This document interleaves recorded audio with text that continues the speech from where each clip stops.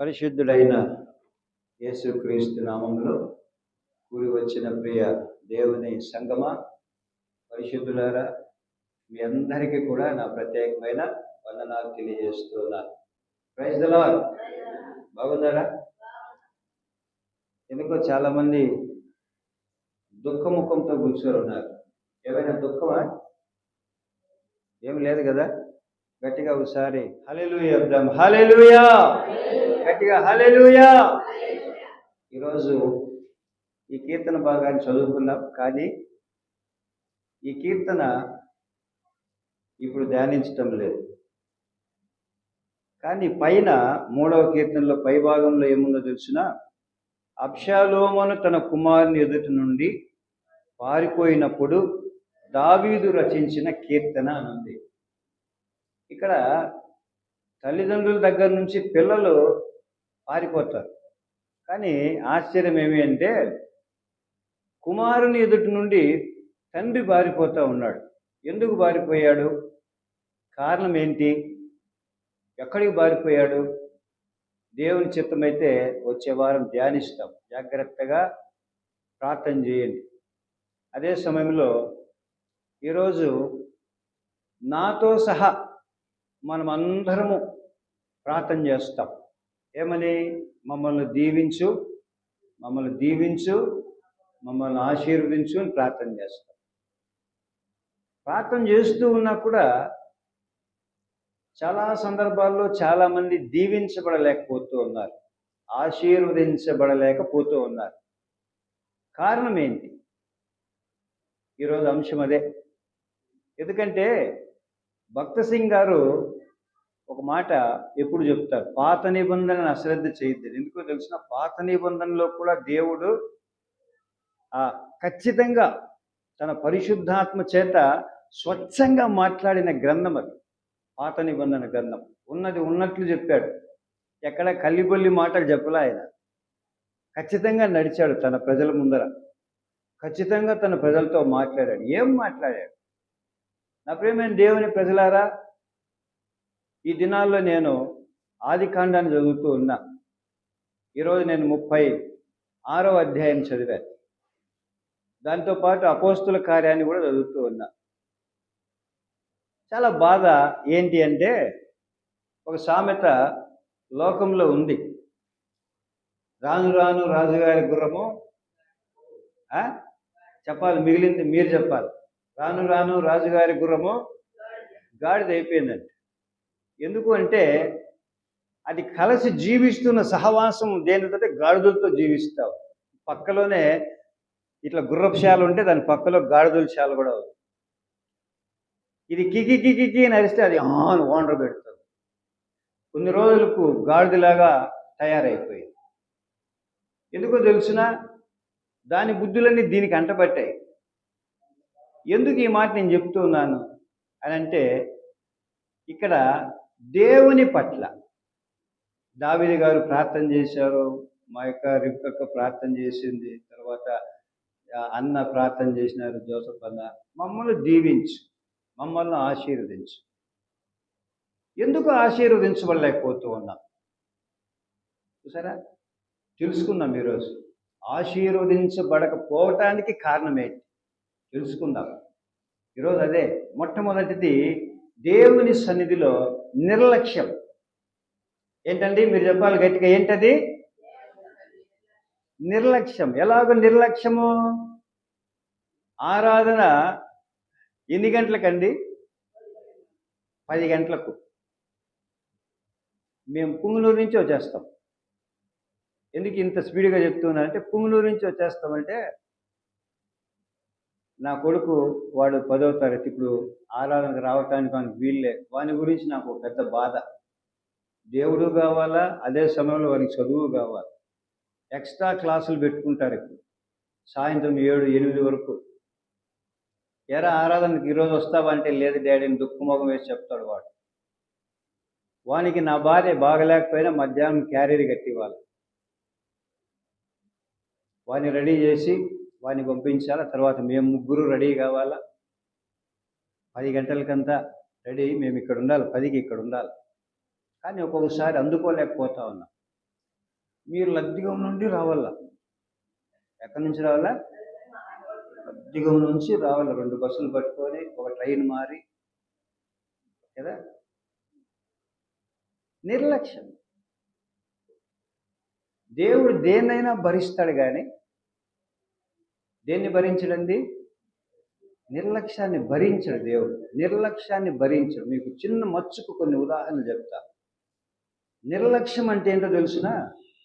ఒకరోజు సమూయేలు చెప్పాడు సౌలుతో, ఒరే సౌలు, నిన్ను రాజుగా నేను నియమించినందుకు దేవుడు బాధపడతాడు, నీతో పాటు నేను కూడా బాధపడి నెట్టి కొట్టుకొని చస్తా ఉన్నాను. నువ్వు పో, షిలోహులో ఉండు, నేను కొంచెం వచ్చేది ఆలస్యం అవుతుంది, నేను వచ్చేంత వరకు జాగ్రత్తగా ఉండు నువ్వు అక్కడ, నీ ఇష్టానుసారంగా ప్రవర్తించొద్దు నువ్వు అని చెప్పాడు ఖచ్చితంగా. మనం చూస్తే సమూయేలు గ్రంథంలో ఉంది. కానీ సౌలు ఏం చేశాడు? షిలోహులోకి వెళ్ళి అక్కడ తాను చెరపట్టుకొని వచ్చినటువంటి అమాలేకీయుల సొత్తు, పశువులు ఏదైతే ఉందో అక్కడ పెట్టాడు. అక్కడ న్యాయంగా అయితే దేవుడు ఏం చెప్పాడు తెలుసునా? అమాలేకీయులతో యుద్ధం చేయడానికి వెళ్తూ ఉన్నావు, వాళ్ళు శాపగ్రస్తులు, వాళ్లకు కలిగినదంతా కూడా శాపగ్రస్తమైందే, వాటిలో ఏది కూడా నీవు నా సన్నిధికి తీసుకొని రావడానికి వీల్లేదు అని చెప్పాడు. కానీ సౌలు ఏం చేశాడు? అక్కడ ఆ పశువుల్లో బాగా బలిసిన వాటిని కొన్నింటిని తెచ్చాడు దేవుని సన్నిధికి. మొట్టమొదటి ఏంటి? దేవుని మాటను నిర్లక్ష్యం చేశాడు అక్కడ. చూసారా? ఒకటో నిర్లక్ష్యం ఏంటి? దేవుడు దేన్నైతే తీసుకొని రావద్దని చెప్పాడో దాన్ని తీసుకొని వచ్చాడు. ఇప్పుడేం చెప్పాడు? సమూయేలు ఏం చెప్పాడు? నువ్వు వెళ్ళి నేను వచ్చేంత వరకు అక్కడ ఆరాధన ప్రారంభించడానికి వీల్లేదు, నువ్వేమీ చేయకూడదు, సైలెంట్గా ఉండు, నేను వచ్చిన తర్వాత ఆరాధన ప్రారంభిస్తా అని చెప్పాడు. కానీ దేవుని మాట విన్నాడు, మనుషుల మాట ఏమి వింటాడు? దేవుని ప్రవక్త మాట ఏమి వింటాడు?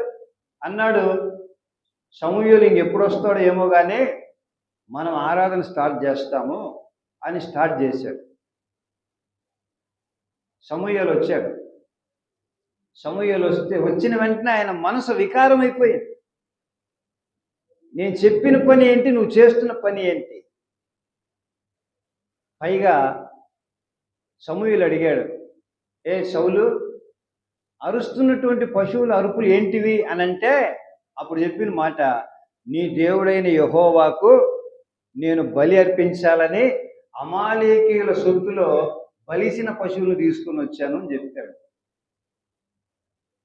చూసారా? ఏమన్నాడు సమూయేలు? నీకు బుద్ధి ఉందా, జ్ఞానం ఉందా? దేవుడు ఏం చెప్పాడు అసలు నీకు? ఏం చెప్పాడు దేవుడు? ఏం చెప్పాడు?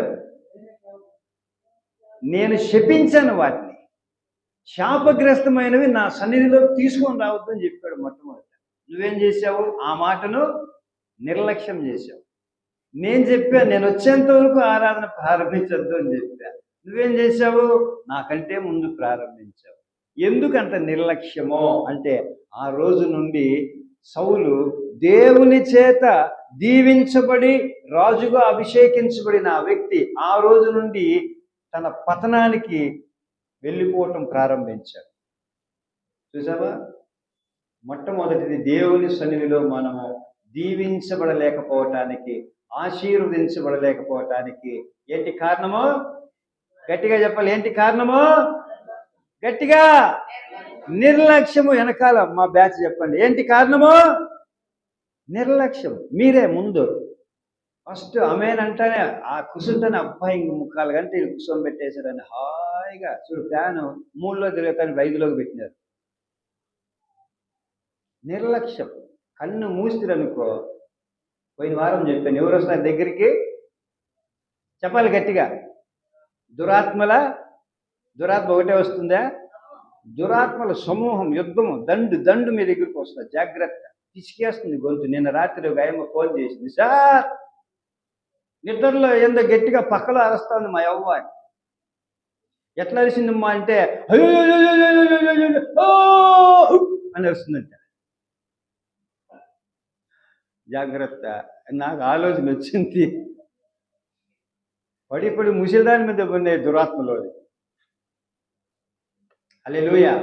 వద్దు. కాబట్టి దేవుని సన్నిధిలో దేవుని వాక్యాన్ని ఎప్పుడు నిర్లక్ష్యం చేయొద్దండి.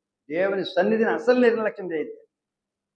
నిర్లక్ష్యం ఎప్పుడైతే దేవుని ఎదుట మనం ప్రదర్శిస్తున్నామో అప్పుడే మన పతనావస్థ ప్రారంభమైంది దాని చూసారా. కాబట్టి నా ప్రియమైన దేవుని ప్రజలారా, దీవించు దీవించు ఆశీర్వదించు అని ప్రార్థన చేస్తూ ఉన్నాం, కానీ దీవించబడలేకపోతూ ఉన్నాం, ఆశీర్వదించబడలేకపోతూ ఉన్నాం. ఎవరైతే దేవుని ఎదుట భయము భక్తి కలిగి వణుకుచు, అదే ఉందా యాకోబు పత్రికలో చెప్తూ ఉన్నాడు, ఎవడు దీనుడై ఆయన బలమైన చేతి క్రింద ఎట్లంటే దీనుడై వణుకుచు ఉండునో వాడు తగిన కాలమందు హెచ్చింపబడును ఉంది వాక్యం. హల్లెలూయా. అది కావాలి దేవుడు కోరుకునేది. అది మానేసి దేవుణ్ణి నిర్లక్ష్యం చేస్తే దేవుడు నిన్నేలాగా లక్ష్య పెడతాడండి. కాబట్టి వచ్చే వారము కొంచెము భయము భక్తి శ్రద్ధ కలిగి మనం ప్రవర్తిస్తాం. ముఖ్యమైన పనులు ఏమైనా ఉంటే శనివారం సాయంత్రమే చేసుకుందాం. దేవుని సన్నిధికి విలువనిస్తాం, గౌరవాన్ని ఇస్తాం. 10 గంటలకు ఆరాధన అంటే ఖచ్చితంగా 9:45కి ఇక్కడ ఉందాం. ఉండి ప్రార్థన చేయండి, ఆరాధించండి కదా. కానీ ఇంకా రికార్డులు ఆపైపోనిలే, ఇంకా రికార్డులు ఆపైపోవాలా, టికెట్లు ఇవ్వాలా అనుకోవద్దండి దయచేసి. పాటలు ఆఫ్ చేస్తే అప్పుడు గదిలో వస్తారు, కదిలింది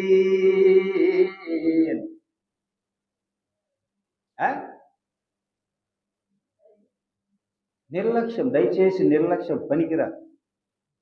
ఇప్పుడు తెరవండి ఆదికాండము 35వ అధ్యాయం తెరిచి మీ ముందుంచుకోండి. ఏంటి నిర్లక్ష్యము, ఎందుకు దీవించబడలేకపోవటానికి కారణమో అక్కడ పరిశుద్ధాత్మ దేవుడు ఈ ఉదయకాలం నీతో మాట్లాడాలని ఆశపడుతూ ఉన్నాడు. ఇదిగో నన్ను ప్రతిరోజు నువ్వు అడుగుతున్నావు కదా, నన్ను దీవించు ఆశీర్వదించు అని, కానీ ఎందుకు నేను నిన్ను దీవించలేకపోతూ ఉన్నానని ఇక్కడ ఈరోజు జవాబు చెప్తూ ఉన్నాను. ఆదికాండము 35, 9, 10 వచనాలు ఒకరు గట్టిగా చదువుదాం.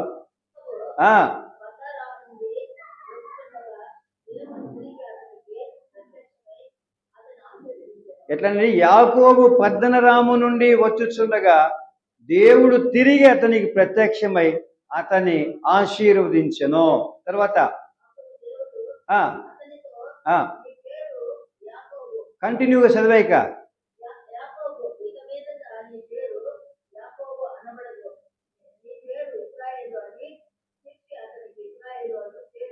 ఎట్లానండి ఇక్కడ చూడండి, వాక్యం చదివేటప్పుడు జాగ్రత్తగా గమనించండి. ఏముంది అక్కడ 9వ వచనంలో, యాకోబు పద్దనరాము నుండి వచ్చుచుండగా దేవుడు తిరిగి అని ఉంది అక్కడ. తిరిగి అంటే అర్థం ఏంటి? ముందున్నవాడు వెనక్కి తిరిగాడనా? ఏంటి దాని అర్థం? తిరిగి అంటే మళ్ళీ రెండవసారి ప్రత్యక్షమయ్యాడు. మొదటిసారి ఎక్కడ ప్రత్యక్షమయ్యాడు? మొదటిసారి ఎక్కడ ప్రత్యక్షమయ్యాడు యాకోబుకు?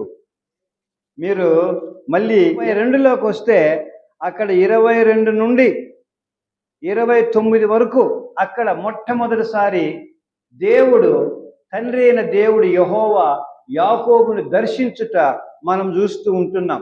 చూడండి, అక్కడ చూస్తే 23వ వచనంలో తాను ఏం చేశాడు? యాకోబు తనకు కలిగిన దాన్ని అంతటినీ, అనగా తన భార్యలను, పిల్లలను, పశువులను, సేవకులను అందరినీ ఎబ్బోకు రేవు దాటించి తాను ఒక్కడే మిగిలిపోయి ఆ రాత్రి దేవుని సన్నిధిలో గడుపుతూ ఉన్నాడు. దేవుణ్ణి అడుగుతూ ఉన్నాడు, ఓ తండ్రివైన దేవా, నన్ను ఆశీర్వదించు అని ప్రార్థన చేస్తూ ఉన్నాడు. యాకోబు అంతకుముందు ఎప్పుడు ఆశీర్వదించబడలేదా? మాస్తుగా ఆస్తిని, సంపదనంతా కూడా ఆ రేవు దాటించాడు. ఆ రాత్రి ఒక్కడే మిగిలిపోయాడు. అయినా దేవుని ఏమడుగుతూ ఉన్నాడు? నన్ను ఆశీర్వదించు అని అడుగుతూ ఉన్నాడు. 26లోకి వస్తే చూడండి ఏముందో అక్కడ, ఆయన తెల్లవారుచున్నది కనుక నన్ను పోనిమ్మని అతడు, నీవు నన్ను ఆశీర్వదించితేనే గాని నిన్ను పోనీయన నేను. యాకోబు మాట్లాడుతూ ఉన్నాడు దేవునితో, నన్ను ఆశీర్వదించు, నన్ను ఆశీర్వదిస్తేనే తప్ప నిన్ను నేను పోనీయనని పెనుగులాడుతూ ఉన్నాడు. తర్వాత కిందన్న భాగంలో చూస్తే 29లోకి వస్తే, అప్పుడు యాకోబు నీ పేరు దయచేసి తెలుపమనెను. అందుకు ఆయన, ఎందు నిమిత్తము నా పేరు అడిగితు అని చెప్పి అక్కడ అతన్ని ఆశీర్వదించెను. యాకోబు, నేను ముఖాముఖిగా దేవుని చూచి తిని, అయినను నా ప్రాణము దక్కినదని ఆ స్థలమునకు పెనూయేలు అని పేరు పెట్టాడు. ఏంటి పెనూయేలు అంటే? దేవుని ముఖము. చూసారా, మొట్టమొదట దేవుడు అక్కడ యాకోబును దీవించాడు, ఆశీర్వదించాడు. మళ్ళీ రెండవసారి ఎందుకు ఆశీర్వదిస్తూ ఉన్నాడు? చూసారా, మొట్టమొదట దీవించినప్పటికీ రెండవసారి దీవించినప్పటికీ మధ్యలో కొన్ని సంభవాలు జరిగాయి. అందుకే దేవుడు మళ్ళీ యాకోబుని దర్శించాడు, మళ్ళీ యాకోబుని ఆశీర్వదించాడు. ఏంటో ఏం జరిగాయో ఒకసారి మనము తెలుసుకుంటేనే మనకు ఆత్మీయంగా మనం బలపడే అవకాశం ఉంది. ఎంత దినాలలో దేవుడు నిన్ను పిలిచినప్పుడు నిన్ను ఆశీర్వదించాడు, దీవించాడు. చూసావా, ఇక్కడ దీవించడం ఎందుకు దీవించాడు అనంటే, ఒకరోజు తన తండ్రిని తన అన్నను మోసపరిచి పరిగెడుతూ ఉన్నాడు వారి నుండి తప్పించుకోవటానికి. తన అన్న అయిన ఏశావును నొద్ద నుండి తప్పించుకొని పారిపోతూ ఉంటే ఆదికాండం 28:17లో మనం చూస్తూ ఉన్నాం. ఆయన అరణ్యంలో వెళుతూ సాయంకాలం అయినప్పుడు ఏం చేశాడండి? నిద్ర వచ్చింది, ఈ రాత్రి నేను ఈ అరణ్యాన్ని దాటలేనని అక్కడ ఉన్నటువంటి ఒక మంచి రాతిని చూసుకొని దాన్ని తలగడగా వేసుకొని నిద్రించటం ప్రారంభించాడు.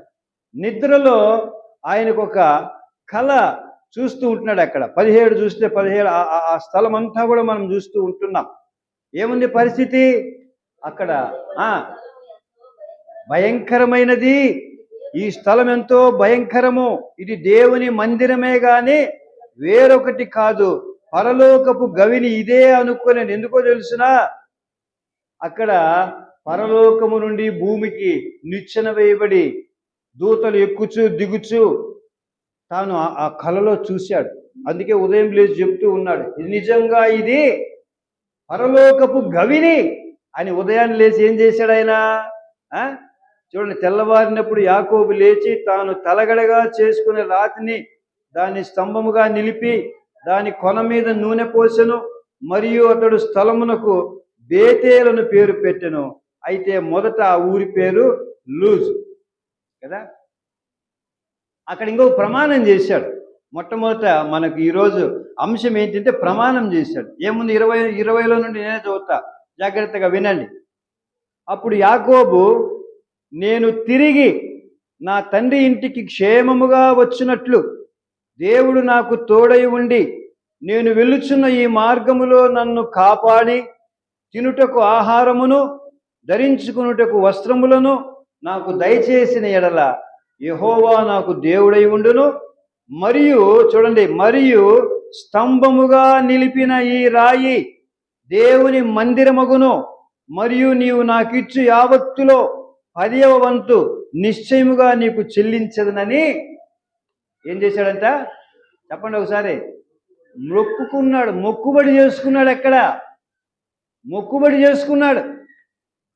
మనలో కూడా చాలామంది దేవునికి రకరకాలుగా మొక్కుబడులు చేసుకుంటాం. నువ్వు నన్ను దీవిస్తేనో, లేకపోతే నాకు పెళ్లి చేస్తేనో, బిడ్డలు ఇస్తేనో, లేకపోతే 1 ఎకరా పొలం కొనిస్తేనో, రకరకాలుగా మనం ఏం చేస్తామండి? మొక్కుబడులు చేసుకుంటాం. మొక్కుబడులు చేసుకొని దేవుని దగ్గర ఉంటాం. దేవుడు కూడా మొక్కుబడి చేసినప్పుడు నిన్ను తదేకంగా పరీక్షిస్తాడు, నీతోనే ఉంటాడు. మన దేవుడు ఎవరండి? వాగ్దానం చేసి దానిని నెరవేర్చువాడు. కానీ మనుషులం మనము మొక్కుబడులు చేసుకుంటాం. ఒక్కొక్కసారి మన బలహీనత, ఆత్మీయ బలహీనత ఆ మొక్కుబడులు మర్చిపోతాం. చూడండి, యాకోబు ఈ రీతిగా మొక్కుబడి చేసుకున్న తర్వాత పద్దనరాములో ఉన్నటువంటి తన మామ దగ్గరికి, లాబాన్ దగ్గరికి వెళ్ళాడు. అప్పుడు లాబాన్ ఎవరో తెలిసిన, ఎలాంటి వాడు తెలిసినా కొంచెం పేదరికంలో ఉన్నవాడు. పేదవాడు న్యాయంగా చెప్పాలంటే ఎవరు తన మామ అంటే తన తల్లి అయిన రిబ్కా యొక్క సహోదరుడు, అన్న లేదా తమ్ముడు, ఎవరో ఒకరు. ఎప్పుడైతే యాకోబు వెళ్ళాడో యాకోబును బట్టి లాబానును దేవుడు దీవించాడు. ఈ మాట ఎవరు చెప్తూ ఉన్నారు? ఎవరు చెప్తూ ఉన్నారండి? చూడండి, అక్కడ మనం చూస్తే గమనిస్తే ఇప్పుడు ఆదికాండము 30వ అధ్యాయము 27వ వచనంలో చూస్తాం. యాకోబును బట్టి దేవుడు తన మామను ఎలాగో దీవించాడో అక్కడ చూస్తే 27లో 30వ అధ్యాయం 27లో చూస్తే, అందుకు లాబాను అతనితో, నీ కటాక్షము నా మీదనున్న ఎడల నా మాట విను. ఏంటది? నిన్ను బట్టి యెహోవా నన్ను ఆశీర్వదించినని శకునము చూసి తెలుసుకుంటునని చెప్పాను. హల్లెలూయా. ఎట్లనండి? యాకోబును బట్టి లాబాను దేవుడు ఏం చేశాడంట? ఆశీర్వదించాడు. చూసావా? దీనికి కారణం ఏంటి? నా కుమారుడు నా దగ్గర మొక్కుబడి చేసుకున్నాడు. ఆ మొక్కుబడి తీర్చేంత వరకు నేను నా బిడ్డకు తోడుగా ఉంటా. యాకోబును వెంబడించాడు దేవుడు. యాకోబును బట్టి తాను ఎక్కడైతే అడుగు పెడుతూ ఉన్నాడో ఆ స్థలమంతా దీవించబడుతూ ఉంది. చూడు, ఒకప్పుడు యాకోబు మోసగాడే, తండ్రిని మోసగించిన వాడు, అన్నను మోసగించిన వాడు, అయినా కూడా దేవుడు ప్రేమ కలిగిన వాడు, దేవుడు కనికరము కలిగిన వాడు. ఎప్పుడైతే దేవుని సన్నిధిలో తగ్గించబడి మొక్కుబడి చేసుకున్నాడు, దేవా ఇదిగో ఈ ప్రయాణం అంతటిలో నాకు తోడుగా ఉండి, నేను తినటానికి తిండి, కట్టుకోవటానికి బట్ట, నీ రక్షణ నాకిచ్చి తిరిగి క్షేమముగా నా తండ్రి ఇంటికి ఎప్పుడైతే నడిపిస్తావో అప్పుడు రాత్రి కలగని ఈ రాత్రిని అభిషేకించని చూసావా? ఈ రాత్రి మీద నేను నీకు ఒక మందిరాన్ని కడతాను అని ఆయన ఏం చేశాడండి? ప్రమాణం చేసి మొక్కుబడి చేశాడు. దేవుడు కూడా కాసుకున్నాడు, ఈ మొక్కుబడి తీరుస్తాడు, అందుకే నా బిడ్డకు నేను తోడుగా ఉండాలి. ఇంకా చూడండి, ఇదే అధ్యాయంలో 30వ అధ్యాయంలో 30వ వచనాన్ని చూస్తే అక్కడ ఇంకా ఏం మాట మాట్లాడుతూ ఉన్నాడు? నేను రాకమునుపు, చూడండి ఏమంటున్నాడు? ఇప్పుడు యాకోబు మాట్లాడుతూ ఉన్నాడు. నేను రాకమునుపు అనగా లాబాను దగ్గరికి వెళ్ళక మునుపు నీకుండినది కొంచెమే, అనగా అంత పెద్ద ఆస్తిపరులు ఏం కాదు నువ్వు, అయితే అది బహుగా అభివృద్ధి పొందెను. ఎలాగ పొందింది? నేను పాదము పెట్టిన చోటల్లా యెహోవా నన్ను ఆశీర్వదించునుందా, నిన్ను ఆశీర్వదించను. చూసావా? యాకోబు ఎక్కడ అడుగు పెట్టాడో ఆ స్థలం అంతా కూడా ఆశీర్వదించాడు. ఈరోజు నీవు నేను ఉన్నాం, నిన్ను బట్టి ఎక్కడైనా ఆశీర్వాద కార్యం జరిగిందా? ఒకసారి ఆలోచన చేయి. ఒకవేళ దేవుడు నిన్ను బట్టి ఎవరినైనా, నిన్ను బట్టి దేన్నైనా ఆశీర్వదించుంటే దేవునికి మహిమ చెల్లించు. ప్రభువా నన్ను బట్టి నువ్వు ఈ వ్యక్తిని ఆశీర్వదించావు, ప్రభువా నన్ను బట్టి ఈ కుటుంబాన్ని ఆశీర్వదించావు, ప్రభువా నన్ను బట్టి ఈ పరిస్థితిని నువ్వు ఆశీర్వదించావు, దేవుని మహిమపరచు. ఒకవేళ నిన్ను బట్టి ఎవరు ఆశీర్వదించబడకుండా, దీవించబడకుండా శాపానికి గురైతూ ఉంటే నీవు ఒక్కసారి బాధపడు. ఎందుకో తెలుసునా? యాకోబు మోసగాడే, కానీ దేవుని దగ్గర ఎప్పుడు మోసం చేయలే ఆయన. తన వ్యక్తిగతంగా ఎప్పుడు మోసం చేయలే ఆయన. నా తండ్రి దేవుడిని ఆరాధించాడు, కనపరిచాడు, మహిమపరిచాడు. హల్లెలూయా. ఒకసారి నిద్రపోయి లేపండి. ఇదే నిర్లక్ష్యం కదా. ఏమంటున్నాడు ఇక్కడ? నేను పాదము పెట్టిన చోటల్లా యెహోవా నిన్ను ఆశీర్వదించాడు. ఈరోజు ఎంత దినాల్లో మనం కూడా అనేక మందికి ఆశీర్వాదకరంగా ఉండాలి. నువ్వు తప్పు చేస్తున్నావా లేదా పరిశుద్ధంగా ఉన్నావో అది చెప్పలా. ఇక్కడ నిన్ను బట్టి నీ దేవుడు అనేక మందిని ఆశీర్వదించావు, అనేక కుటుంబాలను ఆశీర్వదించావు. అంతేగాని శాపంలోనికి వెళ్ళిపోయేట్లుగా చేయకూడదు. యాకోబు చెప్తున్నాడు, నన్ను బట్టి నిన్ను దేవుడు ఆశీర్వదించాడు. చూసావా, దేవుడు తోడుగా ఉన్నాడు. తర్వాత ఏమైంది, అక్కడ ఆస్తి సంపాదించుకున్నాడు. లేయాను రాహేలును వారికి కలిగినటువంటి దాసీలను పెండ్లి చేసుకుని అక్కడ 11 మంది బిడ్డలను కన్నాడు. అక్కడ పశువులు సంపాదించుకున్నాడు. గొర్రెలు, మేకలు, ఒంటెలు, గాడిదలు సమస్తాన్ని సంపాదించుకున్నాడు. ఇప్పుడు చెప్తూ ఉన్నాడు లాబానుతో, లాబాను, ఇక నీ దగ్గర నేను 20 సంవత్సరాలు కొలువు చేశా, నీకు దాసిగా ఉన్నా, నేను నా పాటలన్నీ పడినా, నేను ఇప్పుడు నా ఇంటికి వెళ్ళిపోవాలి, నేను వీటన్నింటినీ తీసుకుని నా తండ్రి దగ్గరికి నేను వెళ్ళిపోవాలి అన్నప్పుడు లాబాను పంపిస్తూ ఉన్నాడు, ఇల్లు ఇబ్బంది ఏం లేదు, ఇల్లు. చూడండి, ఇప్పుడు పంపించేసిన ఈ లాబాను తిరిగి ఇప్పుడు యాకోబు బయలుదేరి వస్తూ ఉంటున్నాడు. యబ్బోకు రేవు దగ్గరికి వచ్చినప్పటికీ తన అన్న కోసం భయపడ్డాడండి. ఇక నా అన్నను మోసం చేసి వచ్చా, నా అన్న ఖచ్చితంగా నన్ను చంపేస్తాడు. అన్న దగ్గరికి వెళ్ళాడు, మాట్లాడాడు, ఓకే, అన్ని ఓకే, అన్నీ సమాధానపరచబడ్డాయి. కానీ ఇక్కడ చూడండి, మానవుని యొక్క బలహీనత ఏంటి అని అంటే, ఇప్పుడు మీరు 33వ అధ్యాయంలోకి రావాలి. ఆదికాండం 33వ అధ్యాయంలోకి వస్తే యాకోబు చేసిన పొరపాటు ఏంటి, బలహీనత ఏంటి, దేవుడు చెప్పాడు అక్కడ, ఈ రోజు నుండి నువ్వు ఇశ్రాయేలు, యాకోబు కాదు, నువ్వు మోసగాడు కాదు, నన్ను అడిగావు కదా, నన్ను ప్రార్థన చేసావు, నాతో పెనుగులాడావు, ఇదిగో నన్ను ఆశీర్వదించు అన్నావు, నిన్ను ఆశీర్వదిస్తా, నిన్ను బహుజనముగా నేను తయారు చేస్తా, ఆత్మీయంగా ఆశీర్వదిస్తా, లోకానుసారంగా నిన్ను ఆశీర్వదిస్తా చెప్పాడు దేవుడు. కానీ దేవుని ఆలోచన కూడా ఎలాగుంది, దేవుడు దీవించలేదా, యాకోబును బహుగా ఆశీర్వదించాడు. కానీ యాకోబు తాను చేసిన ప్రమాణాన్ని మర్చిపోయాడు, తాను చేసిన వాగ్దానాన్ని మర్చిపోయాడు. ఏమని చేశాడు అక్కడ 29లో మనం చూసినప్పుడు ఏమని చేశాడండి, ఇదిగో నేను క్షేమముగా తిరిగి 28లో క్షేమముగా తిరిగి నా తండ్రి ఇంటికి వస్తే, అన్ని విధాల సదుపాయం కలిగి నేను మళ్ళీ నా తండ్రి దగ్గరకు వస్తే, ఇక్కడ ఉన్నటువంటి రాతి మీద నేను నీకు ఒక మందిరాన్ని కట్టిస్తాను అనే మాట ఏం చేశాడండి, మర్చిపోయాడు. నేరుగా ఎక్కడికి వెళ్ళిపోయాడు అంటే 33వ అధ్యాయంలోకి వస్తే చూడండి, 15వ వచనం నుండి ఉంది ఎక్కడికి వచ్చాడు, ఏం చేశాడని. 15వ వచనంలో చూస్తే 33:15లో, అప్పుడు ఏశావు, చదువునానా, నీకు ఇష్టమైన ఎడల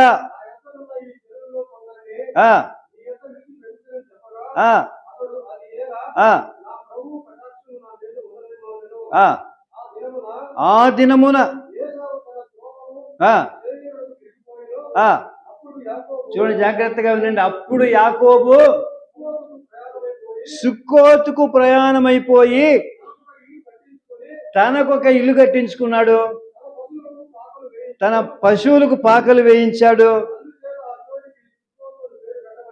అందుకు ఆ ఊరికి ఏమని పెట్టి, ఆ స్థలానికి సుక్కోతు అని పేరు పెట్టాడు. సుక్కోతు అంటే ఏంటండి, పాకలు అని అర్థం. చూసారా, న్యాయంగా ఇప్పుడు ఎక్కడికి వెళ్ళాలి ఆయన, తన మామ దగ్గర నుండి ఎక్కడికి వెళ్ళాలి, నేరుగా తాను ఎప్పుడైతే తన అన్నకు భయపడి పరిగెడుతూ పారిపోయి దేవుని సన్నిధిని చూశాడో, ఇది భయంకరమైన స్థలము, నిజముగా ఇది పరలోకపు గవిని అని దేన్నైతే పొగిడాడో, దేని గురించి అయితే మాట్లాడాడో, ఎక్కడైతే రాతిని పెట్టి నూనె వేసి అభిషేకం చేసి తిరిగి నేను క్షేమంగా వస్తే ఇక్కడ మందిరాన్ని కట్టిస్తానని వాగ్దానం చేశాడో, ఆ స్థలానికి వెళ్ళాలా.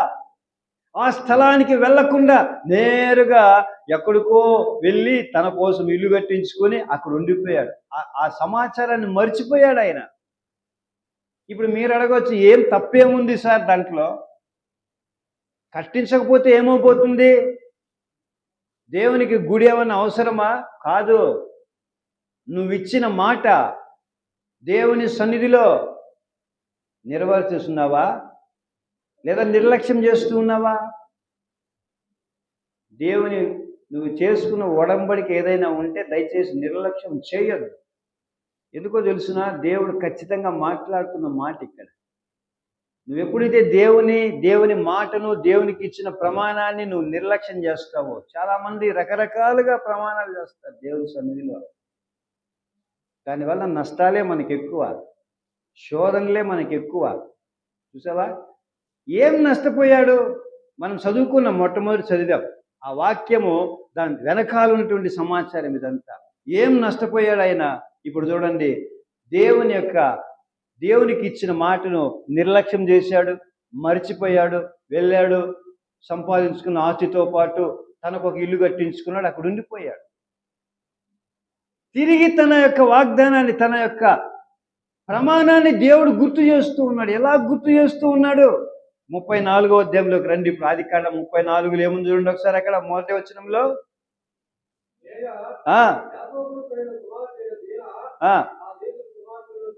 చూడ వెళ్ళెను. ఇప్పుడు లేయా యాకోబు కోసం కలిగిన కుమార్తె పేరేంటండి? దీనా. ఈమెకు సడన్ గా ఒక ఆలోచన వచ్చింది. ఎన్ని రోజులు ఇంట్లోనే ఉండాలా? ఒకరోజు అట్లాగా వెళ్ళి ఈ దేశపు కుమార్తెలను చూస్తాం, నా వయసుతో ఉన్నటువంటి యవనస్తురాండ్రను ఒకసారి చూస్తామని ఆమె బయలుదేరితే ఆ కింది వచనాల్లో చూడండి, 2వ వచనంలో ఏముంది అక్కడ? ఆ దేశము నేరిన హివీయుడైన హమోరు కుమారుడు షెకెము ఆమెను చూచి, ఆమెను పట్టుకొని, ఆమెతో శయనించి ఆమెను అవమానపరిచెను. చూసావా? మొట్టమొదటి దెబ్బ ఇక్కడ పడింది. దేవుని వాక్యాన్ని, దేవుని మాటను, దేవుని సన్నిధిని ఎప్పుడైతే నిర్లక్ష్యం చేస్తూ ఉన్నాడో యాకోబు, వెంటనే దేవుడు అక్కడ తనను గద్దిస్తూ ఉన్నాడు. తన కుమార్తె మానభంగం చేయబడింది. అంతేనా దాని అర్థము? చూసావా? నలిగిపోతూ ఉన్నాడు. ఇప్పుడు ఆ మాట తెలుసుకుని కుమార్తె వచ్చింది, తండ్రి నాకు ఇలాగూ సంభవం జరిగింది అన్నప్పుడు యాకోబు అనబడిన ఆయన తన కుమార్తె నిమిత్తం నలిగిపోతూ ఉన్నాడు, బాధపడుతూ ఉన్నాడు. అయినా కూడా దేవునికి చేసిన వాగ్దానము గుర్తురాలా ఆయనకు. నీవు నేను ఆశీర్వదించుని ప్రార్థన చేస్తాం, కానీ ఎక్కడో మనకు ఆశీర్వదించబడకపోవటానికి ఎక్కడో ఒక చోట లోటు కొడుతూ ఉంది. గుర్తు చేసుకో, జ్ఞాపకం తెచ్చుకో. చూసావా? ఇంతేనా? ఇంత మాత్రమేనా? ఇంకా కొంచెం కిందికి వస్తే 8, 9, 10 వచనాల్లో సాతానుడు ప్రేరేపిస్తూ ఉన్నాడు. అక్కడ చూస్తే హమోరు వాళ్ళ కుటుంబీకులందరూ కూడా మాట్లాడుతున్నారు యాకోబుతో, యాకోబు నువ్వు ఇక్కడే ఉండు, మా పిల్లలను మీకు ఇస్తాము, మీ పిల్లలను మాకివ్వండి, ఇక్కడే వ్యాపారం చేసుకుని ఇక్కడే వృద్ధి చెందండి. వాళ్ళు ఎవరండి? అన్యులు, దేవుని ఎరగనటువంటి వారు. యాకోబు ఎవడు? దేవుని చేత ఏర్పాటు చేయబడిన వ్యక్తి. అందుకే దేవుని భయం అతనికి ఉన్నది. చూసావా? 2వ నష్టము. 3వది ఏంటి? ఇక మనము 25వ వచనంలోనికి వస్తే అక్కడ చూడండి, యాకోబు కుమారులైన ఎవరండి వీళ్ళు? 3వ దినమున వారు బాధపడుచుండగా యాకోబు కుమారులలో 2 అనగా దీనా సహోదరులైన షిమ్యోనును లేవీయు తమ కత్తులు చేత పట్టుకుని ఎవరికీ తెలియకుండా ఊరి మీద పడి ప్రతి పురుషుని చంపిరి అని ఉంది. చదవండి ఒకసారి గట్టిగా, చంపిరి అని ఉంది అక్కడ. చూసావా? ఇప్పుడు యాకోబు కుమారులు ఏమైపోయారండి? కత్తి చేత పట్టుకొని హంతకులుగా మారిపోయారు. అక్కడ కుమార్తె మానభంగము గావించబడింది. దాని తర్వాత ఆ ఊర్లో ఉన్నటువంటి, ఆ దేశంలో ఉన్నటువంటి వారు అన్యులు వచ్చి మాతో కలిసిపోండి అని అవమానపరచడం జరిగింది. తర్వాత ఈ అవమానాన్ని భరించలేక యాకోబు కుమారులు లేవి, షిమ్యోను వెళ్ళి ఆ ప్రజల్ని ఏం చేశారంటే, ఆ గ్రామంలో ఉన్న ప్రతి పురుషుని ఏం చేశారంట? చంపేశారు, హంతకులుగా మార్చబడ్డారు. ఇప్పుడు 30లోకి వస్తే ఏమంటున్నాడు యాకోబు? అప్పుడు యాకోబు షిమ్యోనును లేవీని చూచి, మీరు నన్ను బాధ పెట్టి ఈ దేశ నివాసులైన కనానీయులలో పెరిజ్జీయులను నన్ను ఏం చేశారంట? అసహ్యునిగా చేస్తురి కదా. అసహ్యునిగా తయారైపోయాడు. ఆ పట్టణంలో విలువ లేకుండా తయారైపోయింది. నా ప్రియమైన దేవుని ప్రజలారా, దేవుడు వాగ్దానం ఇచ్చి దాన్ని నెరవేర్చే దేవుడు నీ పక్షాన. దేవుడు తన యొక్క విశ్వాసతను ఎప్పుడు కూడా పాడు చేసుకోవాలా. నీకు ఇది చేస్తానంటే ఖచ్చితంగా చేసి చూపెడుతూ ఉన్నాడు. నువ్వు ఎలాంటి వాడవైనా, నువ్వు ఏ స్థితిలో ఉన్నా చేసి నిలబెడుతూ ఉన్నాడు. కానీ మనిషిగా, దేవుని బిడ్డగా నువ్వు దేవునికి చేసిన ప్రమాణాన్ని నెరవేరుస్తూ ఉన్నావా? అందుకే చాలాసార్లు చాలా శోధనల్లో పడిపోతాం, చాలా ఇబ్బందులు అనుభవిస్తాం.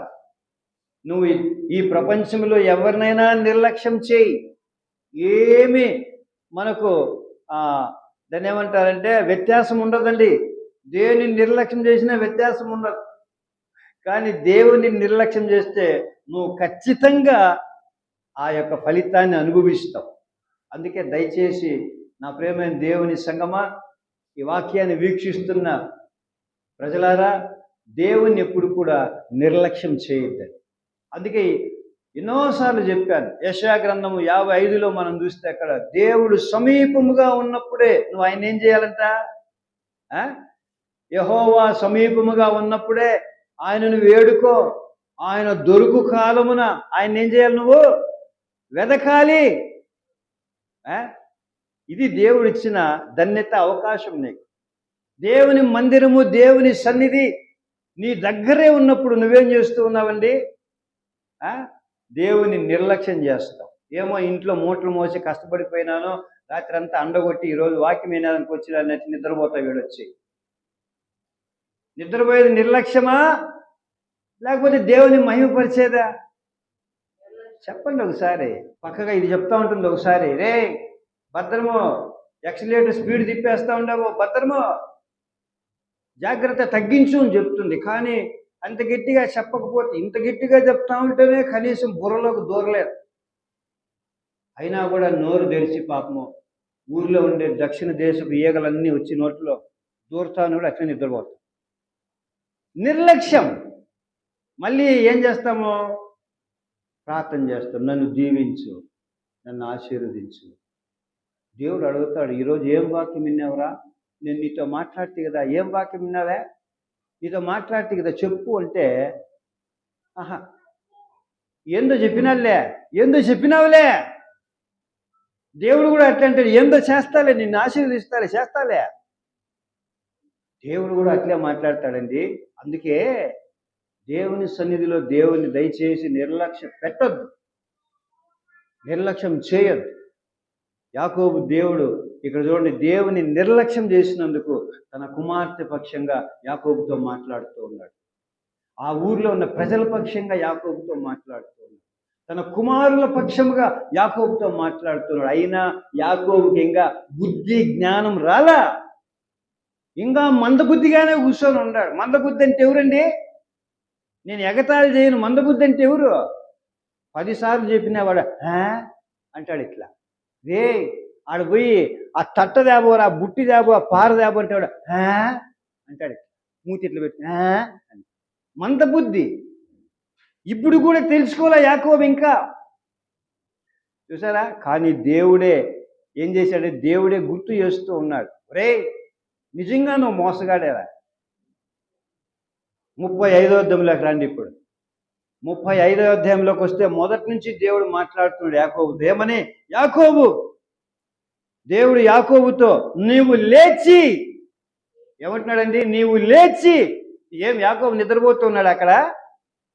లేదు, దేవుని మర్చిపోయినాడు. ఎన్నో అవరోధాలు, కష్టాలు, అవమానాలు, కృంగుదల కలిగిన అలాగే ఉండిపోయాడు.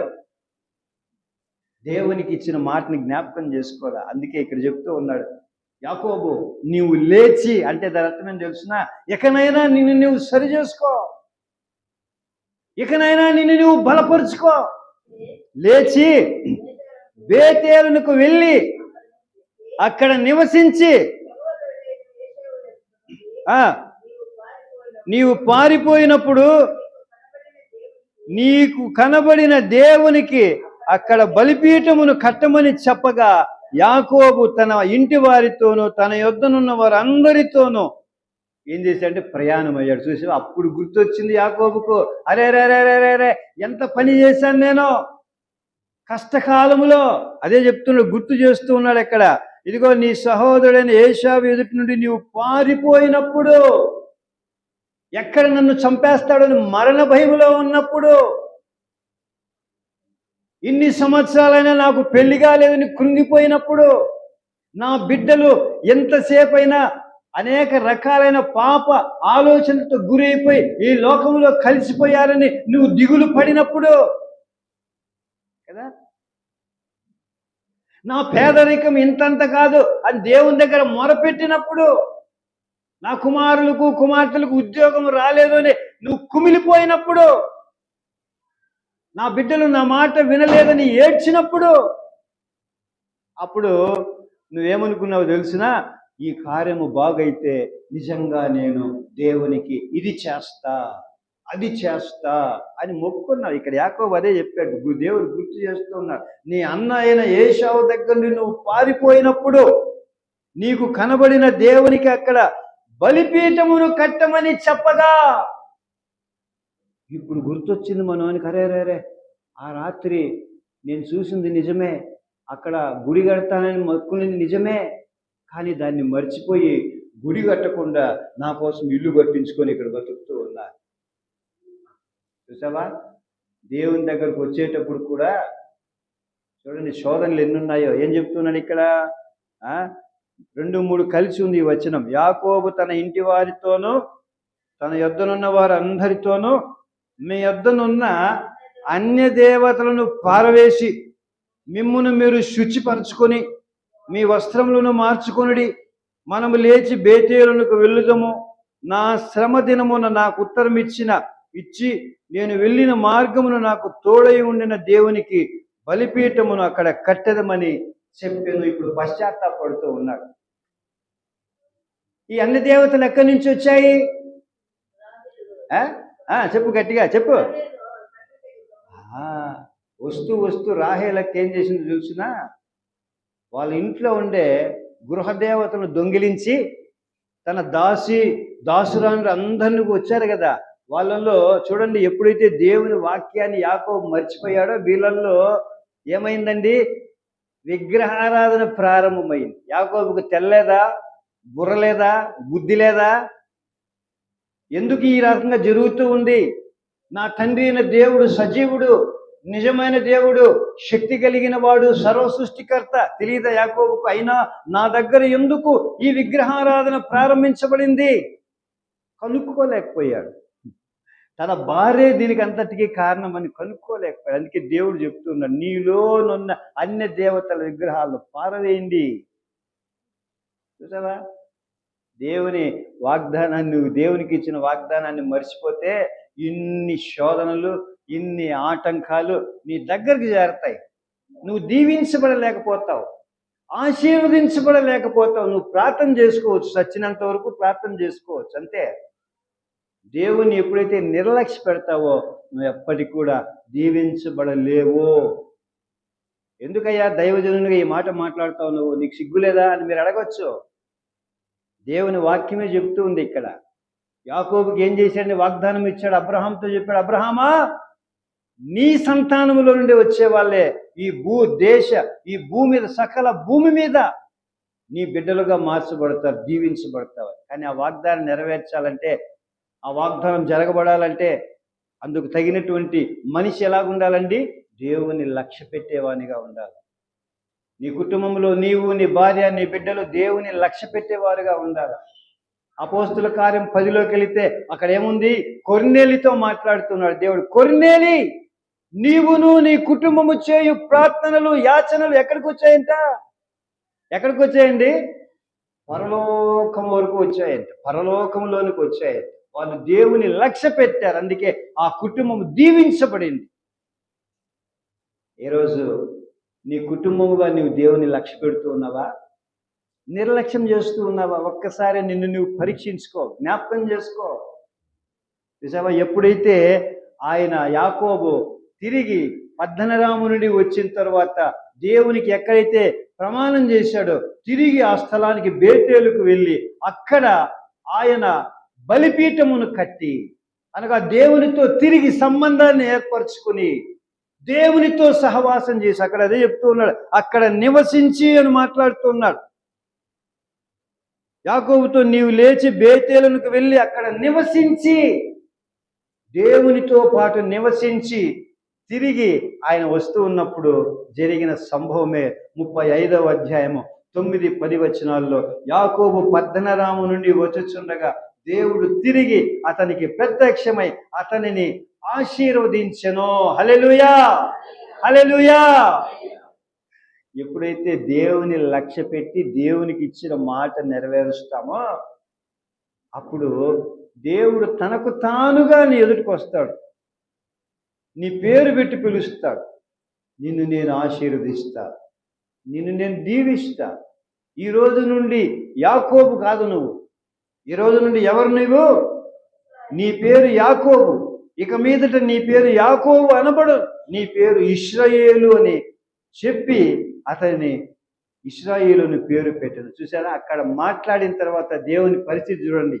ఇప్పుడు 13లోకి వస్తే ఏముందో చూడండి. అక్కడ 35-13వ వచనంలో చదవండి ఒకరు.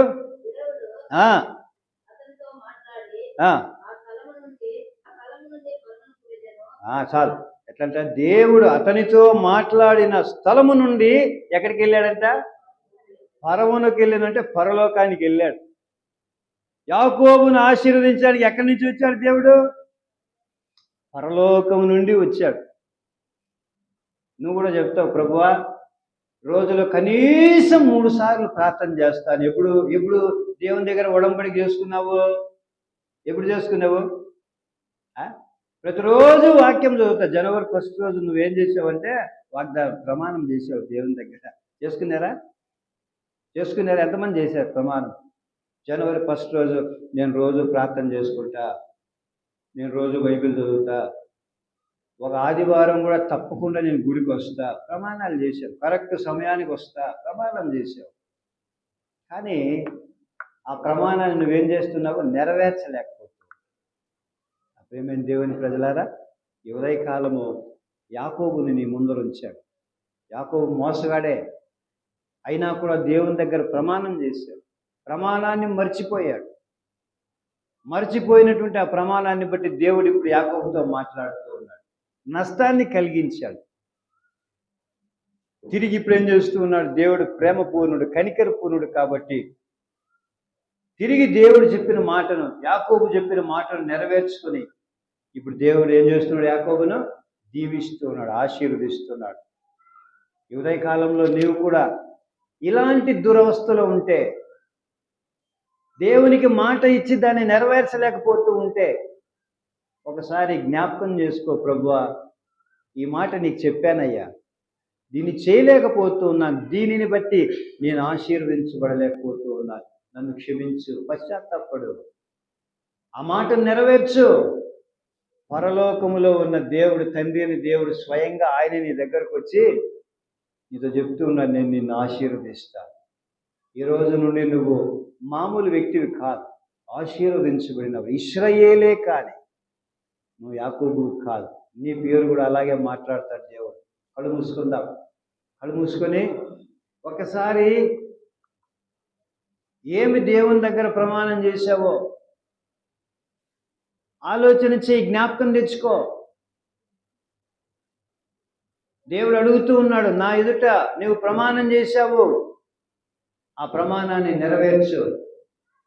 ఎందుకంటే మాట ఇచ్చి దాన్ని తప్పావంటే ఖచ్చితంగా నన్ను నిర్లక్ష్యం చేస్తూ ఉన్నావు.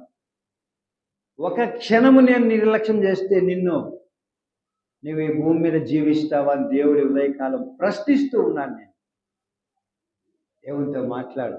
ఎన్నోసార్లు నువ్వు దేవుని దగ్గర ప్రమాణం చేసావు, ఈ రోజు నుండి నా తిట్టి ముట్టను అని. ఈ రోజు నుండి నేను ఇదిగో ఈ బీడి సిగరెట్ తాగును ఎన్నోసార్లు ప్రమాణం చేసావు దేవుని దగ్గర. ఎన్నోసార్లు నేను ఈ మత్తు పదార్థాలు తాగను, వీటికి బానిస కాను అని రకరకాలుగా ప్రమాణం చేశావు. కానీ ఆ మాటను బట్టి జీవిస్తూ ఉన్నావా? ఆ మాటను బట్టి దేవుని నిర్లక్ష్యం చేస్తూ ఉన్నావా? నా ప్రియమైన దేవుని సంగమా, ఆ నిర్లక్ష్యాన్ని బట్టి నీవుగా శాపంలోనికి వెళ్ళిపోతూ ఉన్నావు, శోధనలతో పోరాడుతూ ఉన్నావు, దీవెన లేని బ్రతుకుతూ ఉన్నావు. యాకోబు కూడా అలాగ అనుభవించాడు. ఈ ఉదయకాలం దేవుడు నీతో మాట్లాడుతూ ఉన్నాడు. ఒక్కసారి ఆలోచన చేయి. ఏ వాగ్దానాన్ని దేవుని దగ్గర నిర్లక్ష్యం చేస్తూ ఉన్నావు? ఏ ప్రమాణాన్ని దేవుని దగ్గర నిర్లక్ష్యం చేస్తూ ఉన్నావు? ఆలోచించి తిరిగి దాన్ని అవలంబించు, తిరిగి దాన్ని చేయి. తప్పనిసరిగా దేవుని దీవెనలు, ఆశీర్వాదాలు పొందుకునే దానివిగా నీ జీవితంలో ముందుకు అడుగేస్తూ ఉంటున్నావు. పరిశుద్ధుడైన మా తండ్రి, నమ్మదగిన వాడ, ఈ మాటలను బట్టి మీకు కృతజ్ఞతలు. మమ్మల్ని మరొకసారి మాకు జ్ఞాపకం చేసినందుకు ప్రభువా, మా మాటలు, మా యొక్క ప్రమాణాలను జ్ఞాపకం చేసినందుకు వందనాలు స్వామి. దానిని బట్టి మేము జీవించడానికి నాయన, మేము పూనుకునే ఆత్మీయ శక్తిని మాకు ఇవ్వండి. మేము దీవించబడటానికి మాకు నాయన అర్హతను దయచేయండి. ఆశీర్వదించబడటానికి మా యొద్దకు రండి స్వామి, కృపను అందించండి. సంఘము ప్రభువా, ఎంత దినాలలో నాయనా ప్రభువా ఆత్మీయంగా బలపడి మీ ఎదుట ధైర్యంగా నిలబడటానికి కృపనివ్వండి. యేసు నామములో ప్రార్థిస్తున్నాము తండ్రి, ఆమేన్.